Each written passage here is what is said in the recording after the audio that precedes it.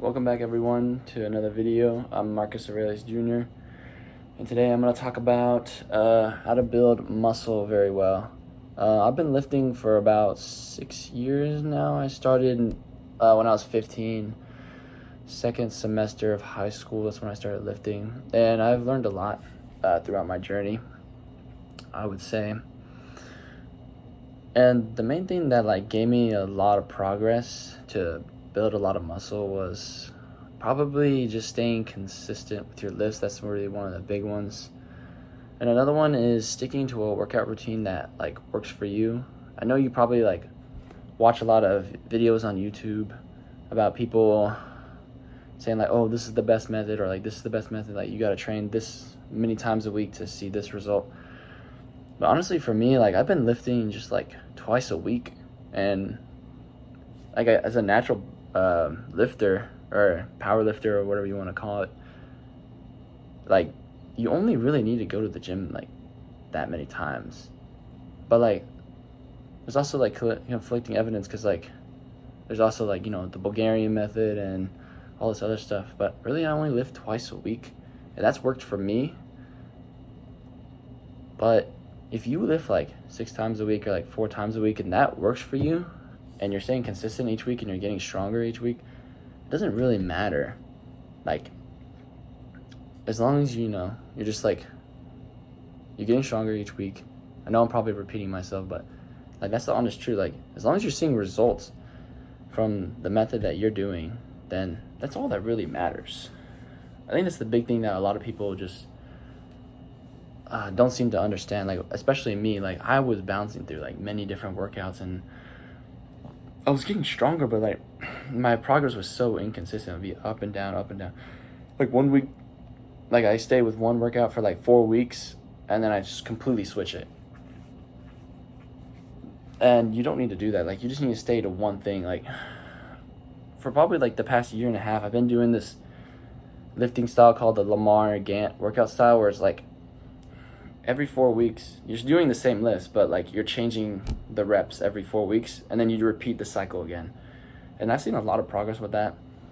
But something like the Bulgarian method, or lifting 4 times a week or 3 times a week, or however you want to split it, and if that's working for you, then that's all you really need to do.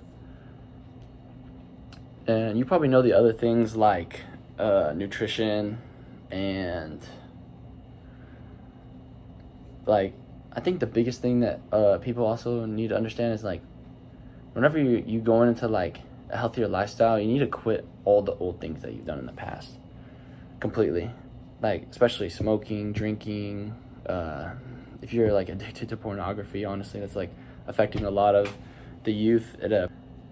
But yeah, your addictions can affect your progress in the gym, and you just need to cut them out however you can. There's a great guy named John Mark Stevenson. He was addicted to weed, pornography, nicotine. He could talk to you about how he got rid of his addictions, but you just need to fight them at any cost. You need to change who you are. You're not that person anymore. You need to stop being addicted to all those things that have been affecting your life, causing you unwanted stress, and trade it in for something that's beneficial, lifting. Another big thing is probably nutrition. You probably hear it all the time, but if you're vegan or a vegetarian or carnivore, personally I'm more of an omnivore. It's kind of weird for to say, but I respect that you need good carbohydrates. Most people demonize carbohydrates for whatever reason, and I don't understand, because there's there is such thing as a good carbohydrate, and then there's a bad carbohydrate. If you're eating McDonald's every day, or fast food every day, I mean, it's obviously what you put into yourself is going to reflect how you feel. People don't understand how big nutrition plays into your mental health. Obviously your sleep, your muscle building, immune health. I'm learning about this all in college. I mean, I'm in my dorm right now just recording this video, but that's just a big thing that people need to understand. That nutrition, it's like if you have one part in your car that's not working, and it's just gonna affect everything else. Like, say if you have like a flat tire and you refuse to fix it for whatever reason, like, it's just gonna affect everything else. It's gonna make you waste more gas. Like, it's gonna be harsher to travel. I mean, mentally, like, if you're on a long drive and you have a flat tire and you just don't change it, like, it's really gonna bother you. So like, that's the same thing with nutrition. Like, you need to just be like consistently eating healthy.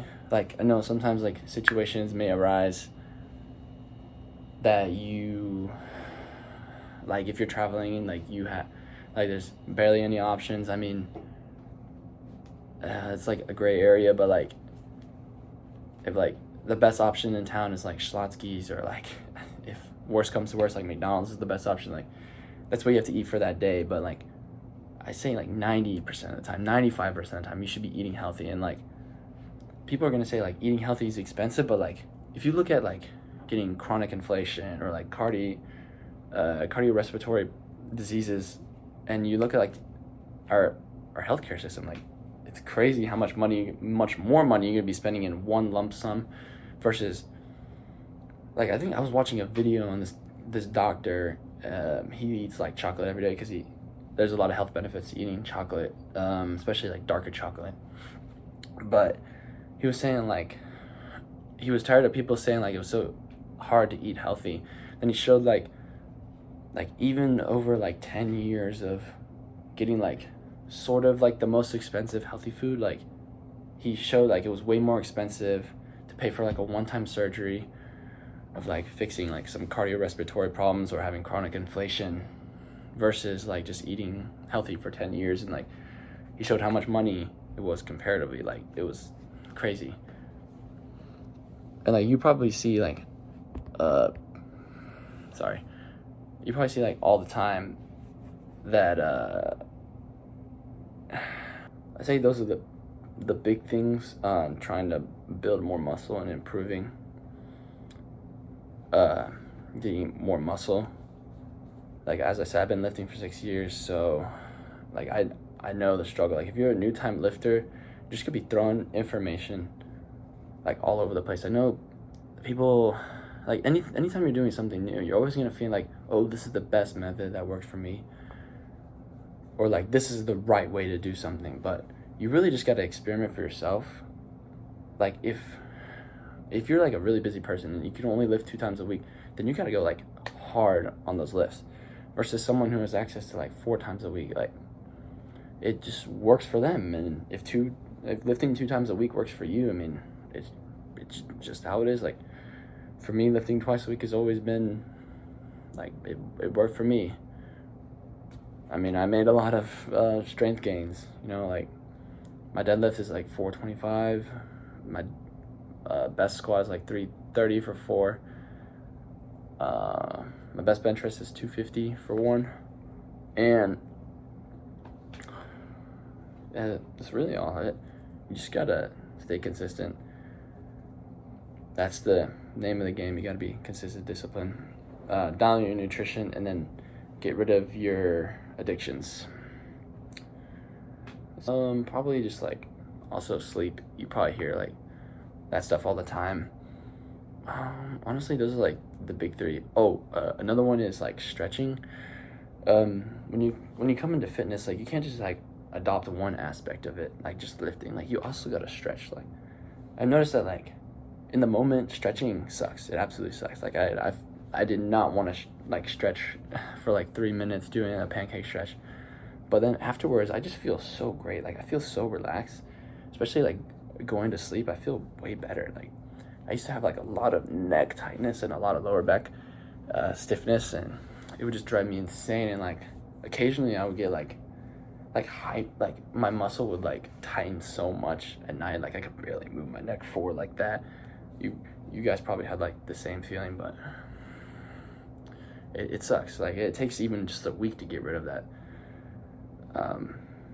But yeah, stretching, I would say, is like stretching every day. Like, you don't have to go too intense. Like, for me, I just do like 1 minute pretty much every muscle group that I work out, and it works wonders for me. I mean, obviously, if you want to get better at stretching, you gotta do more intensely. Like, I'm trying to get the pancake stretch, so I'm doing like 3-minute holds for the pancake. Like, I should probably be doing other exercises for it, but yeah, that's really about it. I just wanted to make this video to like help anyone who's been like struggling lifting. And I say like these are the 4 best things that have really helped me for my 6 years of experience. Hope you guys enjoyed the video. And please like and subscribe if you haven't already.